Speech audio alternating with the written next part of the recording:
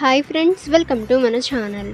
Friends, department of telecommunications అలాగే central government నుంచి కొన్ని అప్డేట్స్ అయితే రావటం జరిగింది. సో ఫ్రెండ్స్, ఆ వివరాలు ఈ వీడియోలో మనం చూద్దాము. ఇక ఫ్రెండ్స్, మీకు ఏమైనా డౌట్స్ ఉన్నట్లయితే కామెంట్ సెక్షన్లో కామెంట్ చేయండి.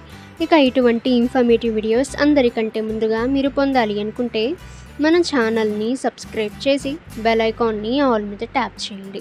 అండ్ ఈ వీడియోని మీ ఫ్రెండ్స్ అండ్ ఫ్యామిలీ అందరికీ కూడా షేర్ చేయండి. మొబైల్ వినియోగదారులకు ప్రభుత్వ సలహా. టెలికాం డిపార్ట్మెంట్ చెప్పింది, ఫోన్ నెంబర్ను బ్లాక్ చేస్తానని బెదిరించే కాళ్ళు మోసం, దానిని నివేదించండి. డిపార్ట్మెంట్ ఆఫ్ టెలికమ్యూనికేషన్స్ మొబైల్ నెంబర్లను బ్లాక్ చేస్తామని బెదిరించే కాళ్ళ గురించి మొబైల్ వినియోగదారులందరికీ ఒక సలహాను జారీ చేసింది. అలాంటి కాల్స్ చేయడానికి ఏ వ్యక్తికి అయినా అధికారం లేదని ప్రభుత్వం తెలిపింది. ఆ విషయాన్ని ప్రజలకు చెబుతూ పేరుతో వస్తున్న, అంటే డిపార్ట్మెంట్ ఆఫ్ టెలికమ్యూనికేషన్స్ పేరుతో వస్తున్న కాల్స్తో చాలామంది బెదిరింపులకు గురవుతున్నారు. మీ నెంబర్లో చట్టవిరుద్ధ కార్యకలాపం జరిగింది, మీ మొబైల్ నెంబర్ బ్లాక్ చేయబడుతుంది అని చాలామందికి కాల్స్ అయితే వస్తున్నాయి. ఇక ఫ్రెండ్స్, ఇది కాకుండా విదేశీ నెంబర్లు +92 వంటివి నుండి వచ్చే వాట్సాప్ కాళ్లకు కూడా ప్రభుత్వం సలహా ఇచ్చింది.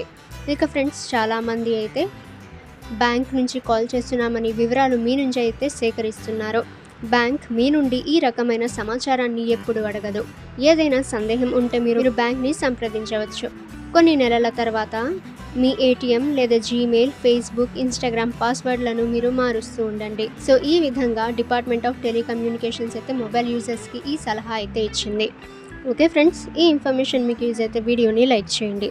ఇక ఇటువంటి ఇన్ఫర్మేటివ్ వీడియోస్ అందరికంటే ముందుగా మీరు పొందాలి అనుకుంటే మన ఛానల్ని సబ్స్క్రైబ్ చేసి బెల్ ఐకాన్ని ఆల్ మీద ట్యాప్ చేయండి.